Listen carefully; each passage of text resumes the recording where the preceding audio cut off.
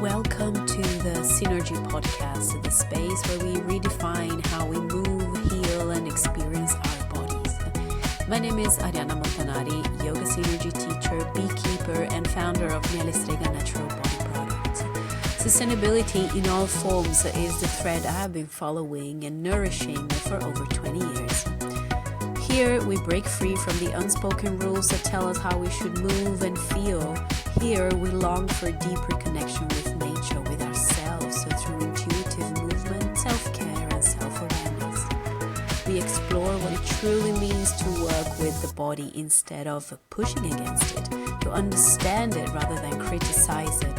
So whether you're a yogi, a seeker, or simply curious about stepping into a more liberated way of living, you're in the right place. Let's dive in. Here we are back to the Synergy Podcast. My name is Arianna Montanari and I am your host. And today I have a very special guest, a comeback to the podcast, Simon Borg-Olivier, my teacher, my mentor, the man who changed my life. Welcome, Simon. Arianna, it's my pleasure to be here with you again. That's the nicest introduction I've ever had, actually. Thank you very much. It's not over yet. And you've changed my life as well. You've been very helpful and very lovely to me. Thank you very much. Simon, you are an internationally recognized yoga teacher, physiotherapist, and the creator of the five-dimensional flow movement system. You have over 4 decades of experience where you integrate the wisdom of traditional practices like yoga, like qigong and martial arts with evidence-based modern science. We can say that your system of gentle movements focuses on creating flow, right? A dynamic, meditative state that fosters energy, that fosters calm and healing. And you and I are going to create a series of episodes where we will dive deeper into movement, yoga, breath, physiology, and I'm very, very excited about all the knowledge and wisdom that you will be sharing with us. Well, I'm thrilled to be able to share this with you and everyone who's prepared to listen. Thank you, Simon. Let's go. So today's topic is gonna go from more of a general overview over the world of yoga, the industry of yoga, and then we will go diving into epigenetics and the collective ideas that we have about our body, about yoga. You have studied directly with the teachers like BKS Iyengar, Patabi Joyce, TKV Desikachar in India. You have studied martial arts. So with this experience, with your background, what do you think is the contemporary yoga industry missing? And on the other side, what is it promoting? Very interesting. To me, I love yoga, I love movement, I love all the traditional movement forms. And maybe I'll say it quickly with this. I got given this beautiful T-shirt. Mm-hmm. It's an interesting symbol set, and it can be interpreted in terms of martial arts, but the way I interpret it is it's living human intelligence expressed through energy, or it's also a little bit about how the human body and energy and movement are interrelated. And I just thought, since I'm talking to you, I'd put on a nice new T-shirt designed by a lovely person. Oh, good. Oh. And I thought it was a good thing to do because during COVID, I had another T-shirt, which I wore a lot during COVID, and it looked like a very nice symbol. And then a few people from China wrote to me saying, do you realize that that T-shirt says mad person? Well, maybe it's just as true, because many people think that I'm a bit mad anyway. But mad is also good, eccentric, a bit odd, not following the rules, not following the paradigm. I think a lot of people in the world of modern yoga, modern exercise, they're not doing things wrong. It's just they've got a paradigm which does not give health on all levels. I look for health and well-being to be on 5 levels. I want physical health, physiological health, mental health, social health, lifestyle or financial health. I want all of those to start to be valued and appreciated and improved. And then I also work on 5 temporal regions. I don't want, like many exercise people do, to do a practice which is going to give me gains in the short to medium term future. I'm interested in that future as well, but I'm also interested in getting gains and results in the present moment while I'm practicing, immediately after, when I finish the practice, within the next few moments, the next day, the short-term future, the next few weeks, months and years, the medium-term future. But I'm also very interested in the long-term future. What will the practice you do now, if you kept doing it for 20, 30 years, how will you look? Because that's where I think modern exercise fails. And if I had to say, like I said, there's no wrong or right in my books. Everything has advantages and disadvantages. So the way I see modern yoga, it sort of turned into what, to me, and I'm in my 66th year now, it looks just like the aerobics of the 21st century to me. Because in the 1970s and 80s, aerobics was very popular. We used to go to a gym and do these postures like star jumps, sing CA and stuff like this, and run around the room and do push-ups and what looked like up dog, down dog and stretches and stuff like that. A lot of modern flow yoga looks very similar to a choreographed aerobics class. And I'm not saying that's bad, but it seems to be all too much based on exercise and looking for something which is predominantly giving a result physically. In other words, it might affect your physical strength, your muscles and joints might get stronger, more flexible. You get a certain amount of cardiovascular fitness, but the problem is all the things are being done in a way which, to me, overstimulate a flight or fight response.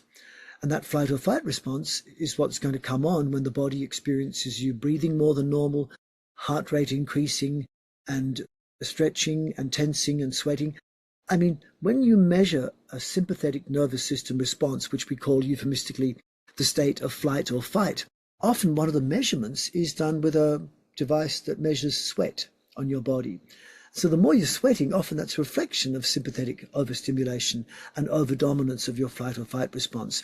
And we need a bit of this, but not as much as people think. We need predominantly the parasympathetic nervous system to dominate in our daily life. And that parasympathetic nervous system is that state we euphemistically called the state of rest, rejuvenation, relaxation, regeneration. That's the mode where our body feels peaceful, rested, and calm. But the thing is, for optimum health, what we need is the energy that tends to flow in times when we're often in a sympathetic state, like when we exercise. Because when you exercise, blood flows effortlessly, and that's a good thing.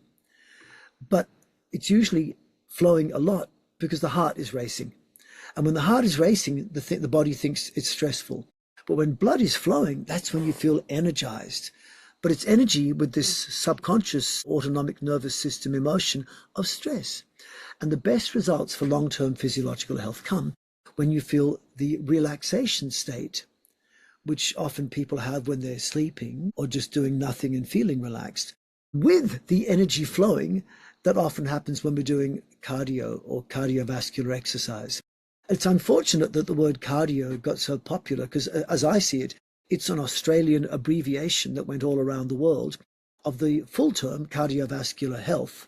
And we do want cardiovascular health, and real cardiovascular health is where blood flows effortlessly, that's the vascular, while the heart, the cardio, stays relatively calm. And so I think what's missing in modern yoga and modern exercise is the need to put at least 90, ideally 99% of the practice time into the state where the body is having blood flowing effortlessly while your joints and muscles are working effortlessly. But a prolonged period of this type of effortlessness flow in the body, which we often call, for the elite athlete, the flow state or the zone, is going to give a better long-term result physically, physiologically, mentally. And also then, because you're not burning out, you get better social results. You can still have enough energy to be with your family and friends. And then you can do a better job. You have a better lifestyle, earn better money and things like this. I think that's the big thing that's missing is there's too much focus on just the physical results of a practice and in the short-term future. Not enough on let's make this practice feel nice at a cellular level and not be dominated by stress response. Let's make this practice move blood so we have effortless energy, but at the same time, there's no stress, no dysfunction, no strain. And you often hear the expression in modern exercise, which is this one of no pain, no gain, and other expressions like survival of the fittest. And if you're good, you're going to go to heaven. If you're bad, you're going to go to hell. And there's no free lunch. You've got to strive to get better. But actually, to me, real yoga, which seems to be a little bit lost, is be happy with how you are. Happiness is a choice, and you can be happy at any time. But as soon as you start saying, I want to get more flexible, I want to get strong, I want to get more fit, it means you're not happy with how you are now, and you're looking to some, forward to some future. And we've all done this, and I think many of us have done extreme practices, and you get to the point where you're working so hard that every morning you wake up, you're sore. And you still strive further because you're never going to reach that future the way this practicing is done. You're always looking for the work to, there's this expression that we train till failure. And when you train to failure, then the nervous system and the body's regenerative system says their muscles weren't strong enough. Their muscles weren't long enough. We see that you're not adequate. We need to make you stronger. We need to make you more flexible. You're a failure. And so every day you're left with this pain, which comes up often during the practice, then manifests the next day, and you feel stiff and sore, but your body's going, I'm making you sore. You are sore. You obviously failed. We need to get you stronger. You're not good enough. And I think at a subconscious level, that's not good. I train for success 90% of the time, 99% of the time. I try and do practices where my body feels good while they're doing. But like you mentioned before, my paradigm is I want to predominantly share what I'll call good energy and loving information through a pain-free functional body, where the good energy is the healthy blood flow, effortless blood flow with a low heart rate, and the loving information is that dominance of your parasympathetic nervous system, that state where your cellular body says, I feel peace, love, safety, trust in myself and the environment. And when you get this energy flowing through your body while being relaxed, it's an easy choice to choose happiness and have mental peace, mental focus. So that's, I think... Is it really easy? It's easier. Easier. But it's less usual. It's less usual. Right? Yeah. Because while you were talking, I'm reflecting upon the fact that in the modern society, we are so not used to relaxing. And so while you were saying, searching for the feeling when we are relaxing, but when are we really relaxing? When we are constantly on our phones or watching something, listening to something, staying still and almost being in the boredom zone is very challenging. Yes. So I would not give that for granted. I think that people only really get to this fully relaxed state when they're asleep. And, everyone says the importance of getting good sleep. And I always wish I slept more, but I have these Aura rings and different types of devices, which I usually wear. And this tells me that over the last couple of years, I've averaged about 4.5 hours of sleep. And I'm sure I'd look more attractive if I slept more, but somehow I function. And so I think that my practice, which I've been at for many, I've been blessed. I've been given these practices, some of them been doing for more than 60 years now. I've been teaching for more than 40 years, you were saying, but I was blessed to give practices from a very early age. And I think they really make a difference because what they're giving you is that relaxed state that only comes to people really, like you were saying, when you're in your deepest, most regenerative cycle, which is sleep. So people need sleep, but the problem with sleep is even though you're fully relaxed, which is when your internal organs of reproduction, digestion, immunity, your organs of longevity will only really want to be operating. The nervous system will only say switch on organs of regeneration, that parasympathetic nervous system mode, when you're totally relaxed. But that state by itself is not enough to make these organ systems effective, because relaxation alone will not make the organs work. It will make them switch on, but the energy, the information of the organs of regeneration, I'm talking about your digestive system, your reproductive system, the one that reproduces cells, the immune system, those organ systems need two things. They need a relaxed state plus effortless blood flow. And most of us in the modern world will either be resting to be asleep to get relaxed enough, or they'll be doing something which is, like you were saying, daily life stresses of mortgage, work, family, relationship, looking at the phone, how many horrors have happened today in the world. And so that's just stress with no energy. Or some people are doing at least something, they're exercising. And I often put modern yoga in that same category, exercising. But the exercise, if it manifests stretching or tensing or breathing more than normal or heart racing more than normal or sweating, past a certain level, that will be manifesting in the body and deduced by your nervous system to be you in a state of flight or fight. In which case then, although you might have blood flowing effortlessly, your internal organ system shut down. So we need the benefits of sleep and exercise at the same time. And I think that is the real yoga that's missing in the modern world. That is more akin to the real meditative state that you might see Tibetan yogis do, where they're sitting, not just sitting still, concentrating and covering themselves with a blanket like you see many modern meditators do, but sitting naked in the snow. When someone can sit naked in the snow and still have blood flowing effortlessly through their body, that's what I share. That's what I call sharing good energy and loving information. The true meditative state. I think the closest we come to this in the West is the athlete who is running in the flow state or the zone, where they're not running at their maximum. They're running at a level which they could do for hours. To them, it's easy. To us, if we tried to run next to them, we'd feel puffed up, but they're happy to talk at that level. It's a sustainable, engaging, calming, effortless, but energy-provoking, invigorating state. That's what we're looking for more in our practice. And I think that people are not doing enough of that.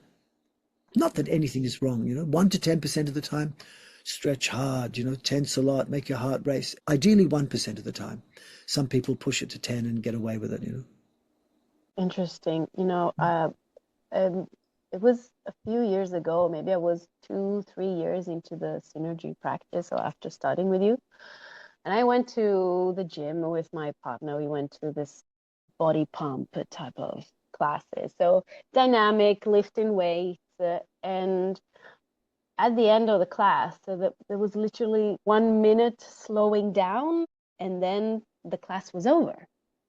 And I left the gym thinking, when do I relax? So I did have a practice by then that allowed me to relax. But the average person that goes to the gym, goes to this type of practices, when do they actually have those 5-10 minutes at the end of a class to slow down, to relax? And that kind of hit me, because I think that collectively we associate being successful, being well trained, feeling good, having that satisfaction with like measuring it in terms of how much we're sweating, how sore our muscles the day after we trained, in increased heart rate, in, like you said, the no pain, no gain.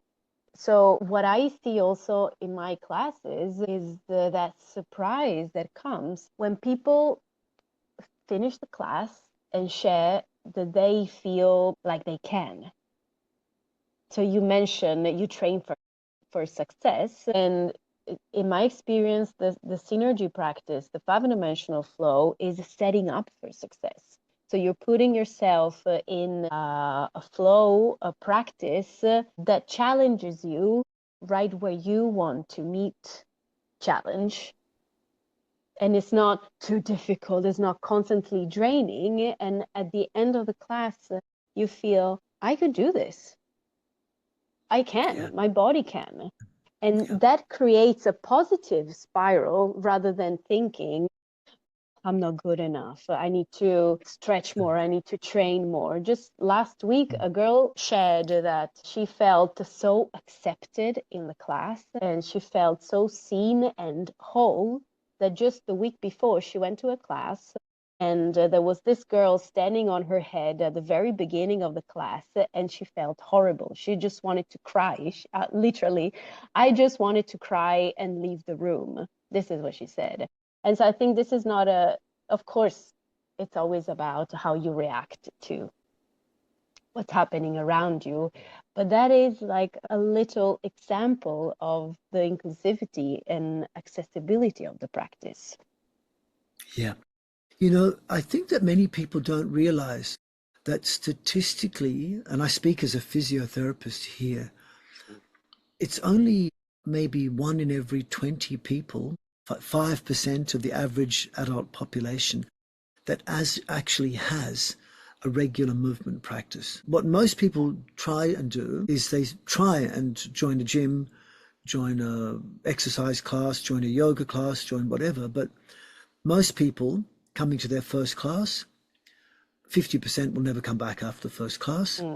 And of the 50 remaining out of every 100, there's usually only 5 left at the end of the first year.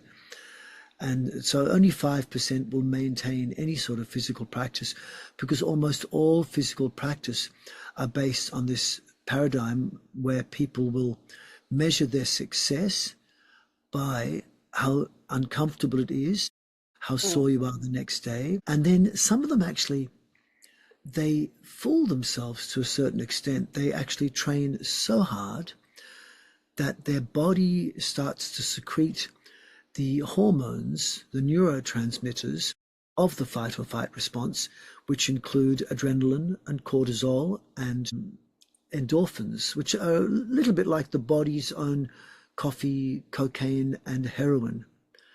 And these drugs take away pain. This is why often people are not sore during the practice, they're sore the next morning when the painkillers wear off. And so, whereas some people, the ones who take up exercise, actually like that. Gee, I enjoyed it while I was doing it. And next day, I was really sore, therefore it must be good.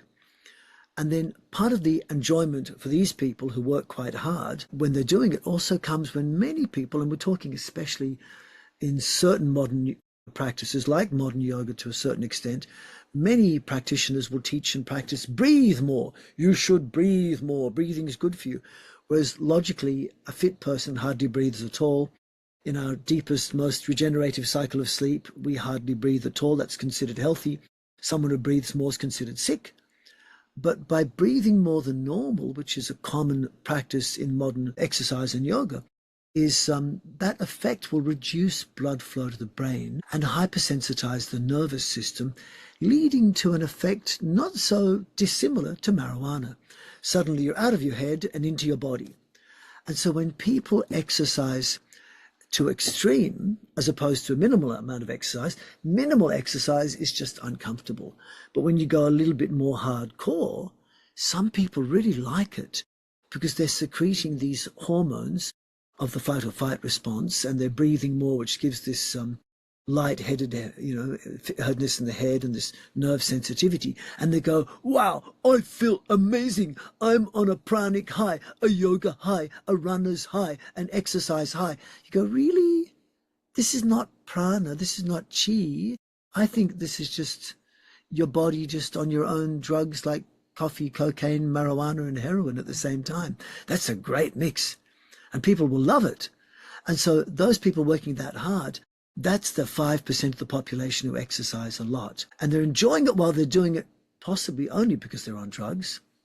And, it's exhilarating and stimulating, but then they feel the discomfort the next day when the drugs wear off. And then this whole combination, after decades of practice, is not allowing your nervous system and the circulatory system to be in that special state where you're relaxed and blood flowing at the same time, which is the signal to stimulate immune function, reproductive function, digestive function, all of the organs which are basically giving you longevity, which are allowing your joints to recover and not wear out. Because what we commonly see in the typical athlete when they get to 50 years old is we see multiple joint replacements. We see cancer, we see immune disease, we see all sorts of organ failures and dysfunction. You don't really get good results after years of exercise. That's what it seems like. So it's a very special system we have to look for, one which is feeling good, but not looking for pain as one of the signs that we're doing a good job, not looking for failure as one of the signs we're looking for doing a good job.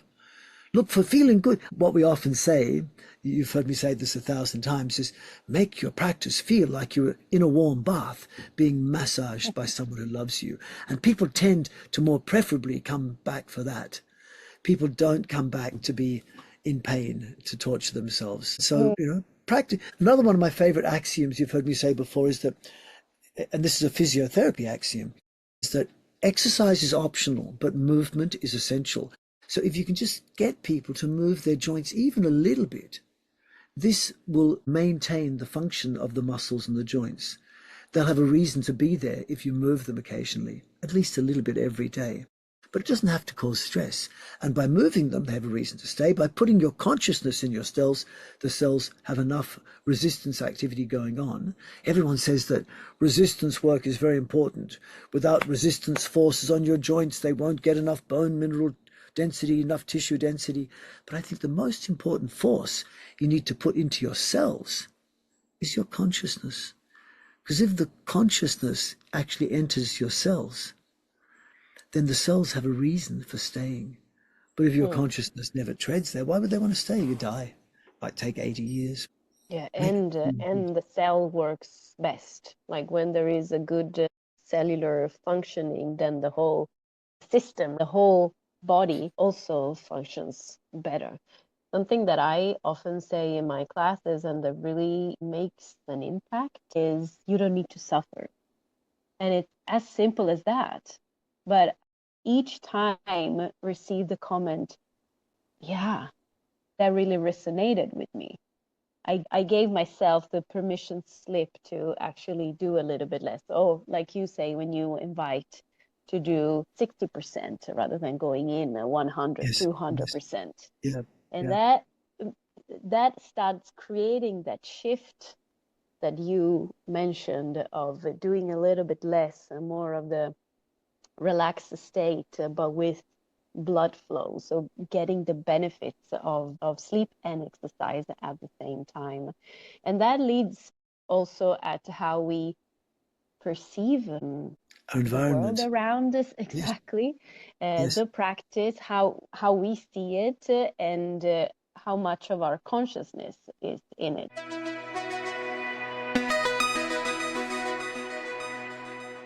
I want to take a moment to talk about something truly special and close to the heart. Miele Strega, my own line of natural handmade body products. And as you know, I am passionate about moving with ease and feeling good in our bodies, and that extends to what we put on our skin. Each batch of Miele Strega products is crafted with love, for real, by me, using ingredients from my very own beehives and my darling bees, combined with the pure botanicals. Whether it's a soothing, luxury whipped body butter, a nourishing lip balm, or a gentle soap, everything is designed to support your body's natural rhythm, just like the practices we explore here. If you're looking for skincare that's pure, it's intentional and deeply connected and aligned to nature, check it out at mielestrega.com. And because you're a listener, I've got a special gift for you. Use the code SYNERGY10, spelled with Y and Y, for 10% off your first order. Now, back to our conversation. In our last episode together last year, you talked about epigenetics. That is exactly this. So please talk into that, give a description, an introduction to epigenetics, and then we'll take it from there. Epigenetics is this idea that we live in a world where we've been told that our makeup, and even not just our physical makeup, but also our psychological profiling, the way we think, the way we feel, are all based on genetics. In other words, you've been dealt a deck of genes, you have no choice in that. And, they even go as far as saying, this person has more happy genes, this person has more sad genes. I'm sorry, the guy with sad genes, you're going to be just sad. No choice. But now it's understood much more and more and becoming more acceptable in the world of genetics, where they talk about epigenetics, where the prefix epi means above. What is the controlling system above genes? And what it seems is that we have many genes in our body, not as many as everyone thought, but these genes will not always switch on and express their product, which might be a protein or something like this. They will only be switched on at a time or place which seems appropriate. So one of my mentors is Bruce Lipton, who, if you want to get the best ideas on epigenetics, go look for the work of Bruce Lipton. His seminal book was called The Biology of Belief. And so he talks about situations which, if you interpret to be stressful, then, or if your body shows signs of stress, you're going to express the genetics of the stress response. But if you interpret your environment to be not stressful, you will express the genetics of the parasympathetic nervous system, that rest, relaxation, regeneration response. So he uses this wonderful analogy, which I always quote, where he describes a woman who's just had a baby, and a snake walks into her backyard, and she sees the baby crawling on the ground. There's a snake. She freaks out. She picks up the baby, and says, "It's a snake! It's a snake!" And she's obviously scared. The baby picks up on that, and so the baby and the mother are both expressing the genes, which will be liberating the molecules of the flight or fight response. But then the same snake crawls through a fence, and in the next door neighbor's yard, where the snake is now gone, there is another woman who's also the same age, also has a baby the same age, who happens to be a herpetologist, someone who loves snakes. And she sees the snake next to the baby, and so she picks them both up at the same time, and they cuddle. Isn't it beautiful, this beautiful green tree snake? And the snake winds around the baby's neck. But the perception that the baby has is that the mother loves this, so therefore it's a beautiful thing. So they both are expressing the hormones, which are coming as a result of the expression of the genes, which are manifesting in terms of expression from the parasympathetic nervous system. In other words, she switches on genetics of happiness, of trust, of peace. But the thing is, the same response, the same external stimulus was interpreted in two different ways. So the reality of epigenetics is, it's not the genes that control you, it's the environment has an effect on which genes turn on and off. But actually, your environment is not as simple as the environment around you. How do you perceive your environment? Because if you think it's scary, you're going to express scary genes. If you think it's lovely, you're going to express love, peace, and happiness genes. And when the love, peace, and happiness genes switch on, then your nervous system is more likely to help you stimulate the adequate functioning of your organs of longevity, immune, digestive, reproductive organs. You're going to live longer, you're going to be happier. So epigenetics is not about just what the environment affects you. It's what you think the environment is. And your environment really is made up how the body reads your nervous system. So if you are exercising and you're specifically stimulating flight or fight responses in your body, making the heart race faster, making your breath more, sweating more, feeling stretch, feeling tension, your body's subconscious, unconscious nervous system is telling you flight or fight. It's going to be very, very difficult for you to be having genetics manifesting and expressing that's going to give you longevity. It's more likely going to give you stress hormones that ultimately can lead to an earlier death. I checked this because someone said to me that if you ask ChatGPT or some AI, what's the most important thing you can do to improve longevity? Didn't turn out, they did all the research. They said it's not diet, it's not where you live, it's predominantly about stress. Can you eliminate stress out of your life? And stress is essentially the same thing as this overdominance of the sympathetic nervous system, this fight or flight response. We need a little bit, but most people have too much. We need 1% of the time a stress response, not 50 to 100% of the time. And what you want is for 99% of the time to have a very calm nervous system, but you do want the blood to flow effortlessly, which is usually the only time blood is flowing for normal people is when they do this uncomfortable exercise. So can we find the combination, the junction? Epigenetics is really important because it's essentially saying you are the controller of your destiny. You can make the choice to be happy whenever you like. You just have to trust your environment. And, there's one thing in yoga which I always reflect on in the last few years is, the yamas and niyamas of yoga are often expressed a little bit sounding like the 10 Commandments. Thou shalt not kill, thou shalt not tell lies, thou shalt not do this and that.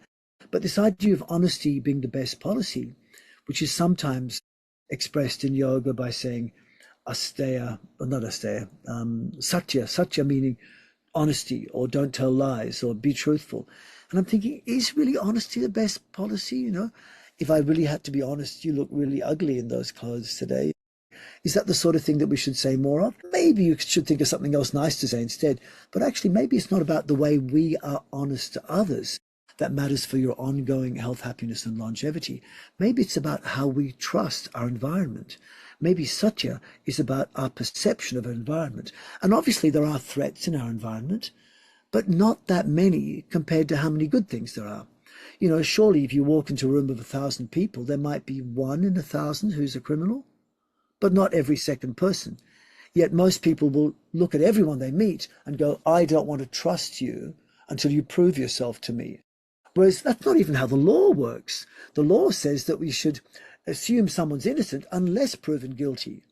But if you actually took this into your daily life, which most people don't, you could just trust your environment most of the time, and then your genes, your epigenetics will be manifesting peace, love, and safety most of the time. Of course, if someone does prove to be a risk factor, or some situation does prove to be threatening, you'll find out, and then you learn in that situation to respond appropriately or stay away. But to assume everything is stressful and you're fearful of everything all the time, that's an invitation for disaster. And then to take that into your exercise and make your exercise actually stressful, that just adds fire to fire. It does. I'm thinking that whenever I am in Italy, this is the mindset. Don't trust other people. Other people are dangerous. And it really reflects on how people behave and how society overall is doing. It's all about protecting, isolating, if you want, creating more distance. While when I am there, I feel so strongly that, like most people have good intentions. They're humans, so you can talk to them, you can create a connection. And I think many people are kind of longing for this type of connection. But referring back to epigenetics, then you need this consciousness. Like you need to be starting to be aware of your relationship with the environment. So how would you define the consciousness? Because it seems to me that epigenetics and yoga, they're kind of defining the same thing. So how do we react to things, right? It's like putting scientific tags or explanations on some notions that have been present in the spiritual practices for hundreds of years. So if we go to the concept of consciousness, we have the consciousness, spiritual, but how would you define it from a more scientific point of view, physiological point of view? It's about paying attention. I think it's really about really noticing things. And I think the most useful form of embodied consciousness for health, happiness, and longevity is where you put your attention into making connections. And initially, those connections should be within your own body. And by manifesting thought into the cells of your fingers, just by putting consciousness into your fingertips, feeling, sensing your fingertips, automatically it makes blood flow there. And, of course, without putting that thought there, there is still activity going on in our fingertips. But there's something different between conscious thought and unconscious nervous system activity. And conscious thought, of all the life energy inside us, only about some people say 1/1,000,000th of our nervous system activity is conscious, and 999,999 out of 1,000,000 is unconscious. But for that little bit of consciousness, if you can put it into the different parts of your body, I think that's when we get the best result on an epigenetic level. Mr. Iyengar, I think I told you this before, in a group that we were with him, was a small group, and I say it because I never saw it written down, but I was thrilled that he said to us this. He said that yoga is when you make every cell of your body sing the song of the soul, which is not just beautiful alliteration. It really says something, and when you take the time to put your consciousness into different parts of your body, you feel suddenly connected. You feel alive. When I was younger, in my teen years and my 20s, I experimented a lot with out-of-body experiences. And at one point, I sat in a lotus posture and I was about to leave my body, and I heard the voice of my mother going, "Where are you going? The house is a mess. Get back in here. Look after." And I realized, why am I getting out of it? We've got an infinity of time after we die to be out of our bodies. We've been blessed to given this wonderful cellular thing to live in, So I believe it's really important we live in our bodies and recognize that our bodies actually go that little bit further. I mean, if we can feel the energy between our hands, we feel heat. And with different sensory devices, technological devices, you can actually read brain waves. You don't even need electrical cables now to read brain wave or heart wave. You can just see the field around your body. So actually what makes us up, our thoughts, our electrical activity, and this thought waves, you can read them from a distance. Our existence is not limited to ourselves. We really are connected to each other. We really are connected to the earth, the trees, the flowers, and the bees. But to really manifest that connection, it has to start within our own bodies. And so by taking the time to put this, what I call attention, look at it, feel it, manifest it, this, I think, is the essence of the consciousness we most have to look at. And then when you get really good at looking at it inside your own body, you start to get better at sort of helping other people, I have that motto, which you've heard me say, purpose of life, enjoy your life, look after your body, help other people enjoy their lives. Enjoy your life, it's a choice. Look after your body, it's the only one you've got. Use it to help other people enjoy their lives, because I believe we're all connected as one. But to really feel the connection with others, you have to first connect within yourself. So by taking this dedicated time each day to put a little bit of effort into reconnecting with yourself. This morning and most mornings I start now with a brush, and I brush myself, It's a really good brush. And you feel the skin. In the classes you and I teach, we get people to rub themselves. Love to buy 20 brushes for a class to do this. It's much more powerful. And then we rub our heads. But I have a really cool comb. It's a lovely Chinese wood. And I rub my head, 100 times with a comb. They say it's going to make my hair grow back too. I'm looking forward to it. But the thing is, by connecting with ourselves, physically, it's very simple, rub yourself, move yourself, tap yourself, touch yourself. It's a very good thing. Connect with your body. I was reading this book by Peter Levine, Healing Trauma, and exactly what you say. So one of the steps that he suggests in order to, or for people who went through traumas and have dissociated from their bodies, have detached in the perception, kind of shutting down areas of the body, is exactly that. So touching yourself, thinking about your hand and saying, oh, this is my hand. I can feel my hand, and my hand allows me to do this, this, and that. Yeah. And I think it's very powerful that you integrated this into the practice, because it's a more somatic tool, more a healing tool in what is often perceived just as a training, as exercise, but there is so much depth to it. And I really want to highlight the fact that it takes time, that to build all this awareness, it's a practice that requires patience and consistency, like over years. So I'm very grateful that you are sharing your years and years, decades of experience, because that is so valuable. It is so valuable to see over the long term what is the result of this work. Might I also say that, you asked this question, what is consciousness? Really, there is this subtle consciousness and there's gross consciousness. And so in Indian yoga, they talk about prana and they talk about chitta, where prana is a type of energy and chitta is this consciousness. Or it can be, in one loose way of saying it, there's more subtle versions of it. In China, there's something similar, which is qi, and the word I never pronounce very well is yi, something like this, consciousness and energy, same thing. So in both these cultures, they will often say that energy will go where your consciousness goes.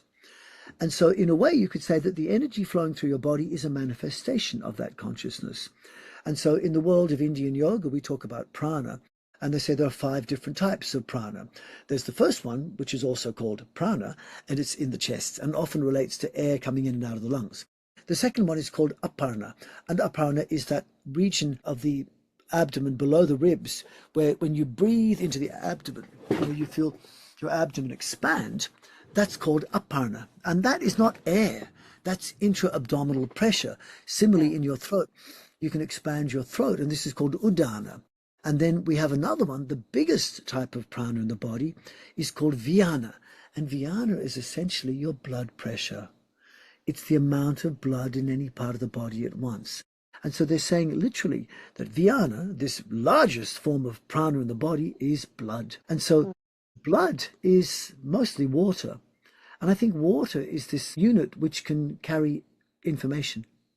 And so I think a lot of the information of consciousness is traveling through water, which is carried most easily through the body via the blood. And I think that that's the main purpose of our practice. And this is why I think that for some people, their consciousness alone can cause blood to circulate, like these yogis living naked in the snow. But for modern, normal, mere mortals like us, you need other methods. And so what you hear about us talking when we teach, Arianna, is we talk about the 12 different ways of moving blood through the body, only one of which is the heart.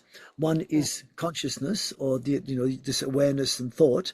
But then the other 10 in the middle include things like the musculoskeletal pump, the gravitational pump, the respiratory pump, external pressure pump, external temperature pump, one I call the anti-gravity pump, one which is to do with carbon dioxide shuttling, another one to do with centripetal forces, another one to do with co-activation of muscles. And so all these other methods to move blood through the body, we try and maximize in our teaching of posture, movement, breathing, mental control. And surprised to say, perhaps for some, many elite athletes are using many of these methods inadvertently, maybe without realizing, in their practices to get good results. So there are many ways of moving blood through the body in a way which does not need heart racing.